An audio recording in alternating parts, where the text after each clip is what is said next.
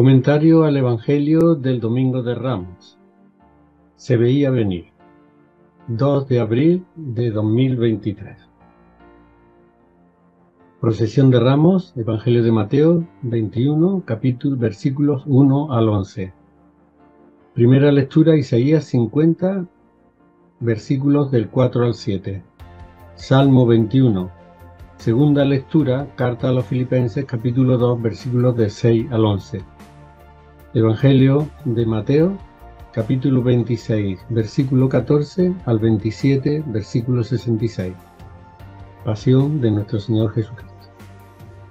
Cuando se acercaban a Jerusalén y llegaron a Betfagé, al monte de los Olivos, Jesús mandó a 2 discípulos diciéndoles: Id a la aldea de enfrente y encontraréis enseguida una borrica atada con un pollino. Desatadlos y traédmelos, y si alguien os dice algo, contestadle que el Señor los necesita, pero que los devolverá cuanto antes. Esto ocurrió para que se cumpliese lo que dijo el profeta: Decid a la ciudad de Sión: mira a tu rey que llega, sencillo, montado en un asno, en un pollino, hijo de Asémila. Fueron los discípulos e hicieron lo que les había mandado Jesús. Trajeron la borrica y el pollino, les pusieron encima los mantos y Jesús se montó. La mayoría de la gente se puso a alfombrar la calzada con sus mantos, otros la alfombraban con ramas que cortaban de los árboles, y los grupos que iban delante y detrás gritaban: ¡Viva el Hijo de David! ¡Bendito el que viene en nombre del Señor! ¡Sálvanos desde lo alto! Al entrar en Jerusalén, la ciudad entera preguntaba agitada: ¿Quién es este? Las multitudes contestaban: Este es el profeta Jesús, el de Nazaret de Galilea. Jesús entró en el templo y se puso a echar a todos los que vendían y compraban allí. Volcó las mesas de los cambistas y los puestos de los que vendían palomas, diciéndoles: Escrito está: mi casa será casa de oración, pero vosotros la convertís en una cueva de bandidos. En el templo se le acercaron ciegos y cojos y a él los curó. Los sumos sacerdotes y los letrados, al ver las cosas admirables que hacía, y a los chicos que gritaban en el templo: ¡Viva el Hijo de David!, le dijeron indignados: ¿Oyen lo que dicen eso? Sí.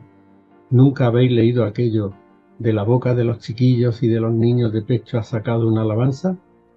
Y dejándolos plantados, salió fuera de la ciudad hasta Betania y pasó la noche allí. Hoy se leen en las iglesias 2 textos. El primero, la entrada triunfal de Jesús en Jerusalén, al que yo he añadido los versículos 12 al 17 del capítulo 21, que describe la escena en la que Jesús echa a los mercaderes del templo, pues esta completa el sentido del texto. El segundo es el relato completo de la pasión de Jesús según el evangelista Mateo. Yo me voy a limitar, por razones de tiempo, a comentar solamente el primer texto, que tiene lugar en 3 escenarios: Betfagé, Jerusalén y el templo, y que se lee antes de la procesión de Ramos que suele hacerse en las iglesias. En Betfagé.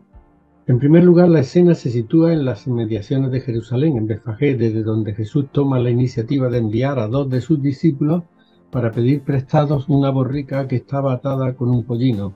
En griego el animal es femenino, geonos, hasta el punto que algunas traducciones hablan de un asna, para resaltar su género.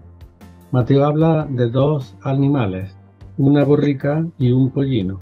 Marcos, sin embargo, de uno solo, un asno que nadie lo ha montado todavía, lo que se interpreta como privilegio de nobles o real. Según el evangelista Mateo, con la orden de Jesús a sus discípulos se cumple una doble profecía de Isaías y Zacarías. Decid a la ciudad de Sión: mira a tu rey que llega.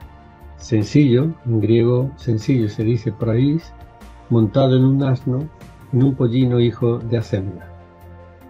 La profecía original de Isaías decía así: el Señor envía un pregón hasta el confín de la tierra. Decidle a la ciudad de Sión, Jerusalén: mira a tu Salvador que llega. El premio de su victoria lo acompaña, la recompensa le precede. El profeta Isaías anuncia en este texto la entrada triunfal del Salvador que llega.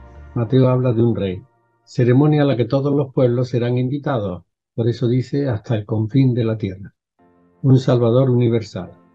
Pero la profecía de Zacarías corrige esta visión triunfalista cuando dice: alégrate, ciudad de Sión, aclama Jerusalén. Mira tu rey que está llegando, justo, victorioso, sencillo, en griego praís, cabalgando un burro, una cría de burro. Para Mateo, que trae a colación esta profecía de Zacarías, Jesús entra como rey, pero llega montado en un vehículo impropio de reyes, un asno, un animal de carga. El evangelista curiosamente ha eliminado de la cita de Zacarías dos adjetivos que califican al rey, justo y victorioso, para dejar solo uno, sencillo, praís, corrigiendo de este modo todo atisbo de triunfalismo. Por el contexto, este adjetivo se debe entender como alguien apacible, amistoso, benigno. Con anterioridad, Jesús se había definido a sí mismo con este adjetivo: venid a mí todos los que estáis rendidos y abrumados, que yo os daré respiro. Cargad con mi yugo y aprended de mí, que yo soy sencillo, praís, y humilde. Una de las bienaventuranzas de Mateo, inspirada en el Salmo 37:11, utiliza la misma palabra. Dichosos los sencillos, algunas traducciones dicen los mansos, porque esos van a heredar la tierra. En el Salmo, estos sencillos o mansos son los anahuim, o pobres que por la codicia de los malvados han perdido su independencia económica, la tierra o el terreno, y su libertad, y tienen que vivir sometidos a los poderosos que los han despojado. Su situación es tal que no pueden ni siquiera expresar su protesta. A esos Jesús promete no ya la posesión de un terreno como patrimonio familiar, sino la de la tierra, patrimonio de todos. En Jerusalén. A continuación entra Jesús en Jerusalén cabalgado sobre un asno, detalle bastante importante. Cuando Salomón fue ungido rey de Israel, David lo hizo montar en su propia mula, vehículo real. Los emperadores y caudillos militares de Roma solían hacerlo a caballo, vehículo militar por excelencia. Jesús, que es identificado como rey, entra sin embargo montado en un asno, vehículo de la gente sencilla, aunque lo fue también de los patriarcas de Israel. Jesús es rey, pero no como los reyes del sistema mundano.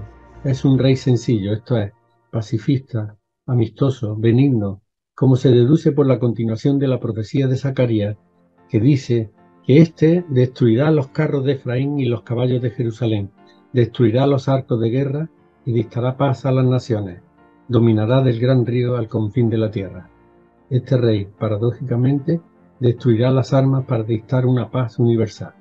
Jesús se muestra de este modo como rey universal, pacifista y antibelicista, que diríamos hoy hablando en terminología moderna. Sin embargo, los discípulos y la gente, a pesar de lo que ven en un Jesús que cabalga sobre un asno, siguen pensando en las categorías antiguas y hacen lo que cuenta el segundo libro de los Reyes, cuando el profeta Eliseo envió a ungir rey al general Jehú, que estaba reunido con sus compañeros de armas. Al hacerse pública la noticia, inmediatamente cada uno cogió su manto y lo echó a los pies de Jehú sobre los escalones. Tocaron la trompeta y aclamaron: Jehú es rey. En el Evangelio de hoy son los discípulos los que pusieron encima del asno los mantos, y fue la mayoría de la gente la que se puso a alfombrar la calzada con sus mantos.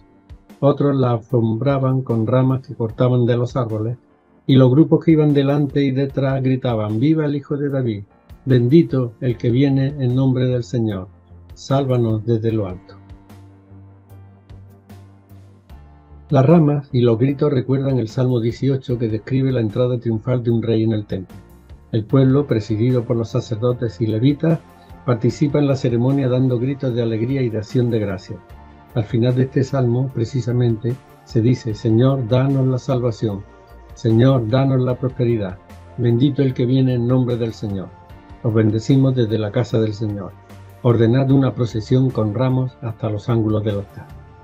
Algo parecido tiene lugar en el libro de los Macabeos, donde se dice que el día 23 del mes segundo del año 71, esto es el 141 a.C., entraron los judíos en la Acrópolis entre vítores con ramos de palma, cítara, platillos y arpas, con himnos y canciones, porque había sido derrotado el mayor enemigo de Israel. 3 aclamaciones. Tanto los grupos que iban delante como los de detrás gritaban enfervorizados: ¡Viva el Hijo de David! Bendito el que viene en nombre del Señor. Sálvanos desde lo alto. En total, 3 aclamaciones distintas pero complementarias. Veámosla una a una. Viva el Hijo de David. Para la gente, Jesús es el Hijo de David, esto es, el descendiente o sucesor de David, Fue un rey guerrero y violento que había conquistado por la fuerza la ciudad de Jerusalén, instaurando la monarquía en el país. De Jesús, sus conciudadanos pensaban tal vez que iba a ser otro tanto, poniendo fin a la dominación romana que tenía sometido al país. Por eso le llaman Hijo de David. De hecho, diversos ciegos y la mujer cananea se dirigen a Jesús con este título en el Evangelio de Mateo. Hemos de observar, no obstante, que llamar a Jesús Hijo de David era un grito subversivo, pues los judíos no tenían rey desde la muerte de Herodes el Grande. Su hijo Arquelao pretendió ser rey, pero César Augusto no le concedió este título. En tiempos de Jesús, Judea y Samaria eran gobernadas directamente por el procurador o prefecto romano Poncio Pilato. Proclamar a Jesús Hijo de David equivalía a alentar la rebelión contra Roma, reivindicando una autoridad distinta del César para acabar con la dominación romana. Bendito el que viene en nombre del Señor. La segunda aclamación remite al Salmo 118 que dice así: Señor, danos la salvación, danos la prosperidad. Bendito en nombre del Señor el que viene. Os bendecimos desde la casa del Señor. El Señor es Dios, Él nos ilumina. Hoy se canta esta canción para dar la bienvenida a cualquier peregrino que llega a Israel. Pero el aclamado entonces no era un peregrino cualquiera, sino el Mesías esperado, que pondría fin a la espera del pueblo judío durante siglos. Sálvanos desde lo alto. Esta tercera aclamación es una súplica a Dios para que desde arriba, donde se encuentra su morada, intervenga salvando al pueblo de todo peligro. Las Biblias traducen Hosanna en las alturas. Unidas las tres aclamaciones, entendemos que los participantes en esta procesión consideran a Jesús un Mesías político religioso, el hijo o sucesor de David, que va a poner fin a la opresión y dominación extranjera. El profeta Jesús, dice el evangelista Mateo, que al entrar en Jerusalén, la ciudad entera preguntaba agitada: ¿quién es este? Las multitudes contestaban: este es el profeta Jesús, el de Nazaret. La reacción de la ciudad de Jerusalén al completo se describe con el verbo usado para designar los temblores de tierra: agitada, en griego eseise, raíz verbal de la que proviene el préstamo castellano seísmo. Pero esta palabra no designa una explosión de alegría, sino más bien el sacudimiento producido por el temor, como el que envolvería más tarde a los guardias que custodiaban la tumba de Jesús, que al resucitar temblaron, eseisesan, el mismo verbo de antes pero en plural, del miedo y se quedaron como muertos. Algo parecido tuvo lugar también cuando toda la ciudad de Jerusalén quedó consternada con la noticia del nacimiento del niño Mesías. La pregunta en sí, neutral, ¿quién es este?, cobra una resonancia negativa. La gente del pueblo dieron su respuesta a los jerosolimitanos: este es el profeta Jesús, el de Nazaret de Galilea, el profeta anunciado en Deuteronomio capítulo 18 versículos 15 y 18, el segundo Moisés. Pues para ellos, el Mesías no representaba una ruptura con el sistema judío, sino una consolidación de las instituciones de Israel. Pero estaban equivocados. El evangelista no parece estar de acuerdo con esta opinión de las multitudes, pues refiere a continuación el enfrentamiento de Jesús con los dirigentes judíos, narrando la expulsión de los mercaderes del templo, casa de oración, que había pasado a ser cueva de bandidos, a la que acuden los judíos para tener seguridad. Jesús derriba las mesas de los cambistas, declarando ilegítimo el comercio en el templo. El gesto de Jesús, por lo demás, toca un punto neurálgico: el sistema económico del templo, con su enorme aflujo de dinero procedente de los judíos de todo el mundo conocido, desde Mesopotamia hasta el occidente del Mediterráneo. Un templo en el que se explotaba principalmente a los pobres y en el que hasta el perdón de Dios se conseguía con dinero. Es de notar que las únicas palabras de Jesús en este relato van dirigidas a los cambistas y a los que vendían palomas, animales de bajo costo que los pobres ofrecían a Dios para conseguir el perdón de sus pecados. Tras esto, dice el evangelista que se le acercaron al templo ciegos y cojos y él los curó, una acción también subversiva. Estos discapacitados eran discriminados por las autoridades religiosas, siendo excluidos del templo, cosa que sabemos también por los documentos de Qumran. Ante el comportamiento de Jesús hacia las autoridades judías, Y el templo, el evangelista Marcos precisa que los sumos sacerdotes y los letrados andaban buscando cómo darle muerte prendiendo la traición, porque decía, durante la fiesta no vaya a haber un tumulto en el pueblo. Así, el tiempo que estuvo en Jerusalén, Jesús tomó la precaución de salir cada noche de la ciudad para ir a Betania, al otro lado del monte de los Olivos, o de ponerse a buen recaudo en alguna de las cuevas que había en este monte, como dice el evangelista Lucas. De día estaba enseñando en el templo y salía a pasar la noche al monte que llaman de los Olivos. La traición de Judas consistió en que éste, dice el evangelista Juan, conocía el lugar, porque muchas veces se había reunido allí con sus discípulos. Entonces Judas cogió la cohorte y guardias de los sumos sacerdotes y de los fariseos y llegó allí con faroles, antorchas y armas para prenderlo. El enfrentamiento creciente de Jesús con la autoridad del templo, a saber, los sumos sacerdotes, la élite religiosa y los saduceos, el poder económico, llevaría a esto a unirse al pueblo, de modo que todos, aliados con el poder político romano, terminaron asesinando. En síntesis, Mateo nos presenta un Mesías, hijo de David, pero no en continuidad de este, pues no está del lado de la violencia o la guerra.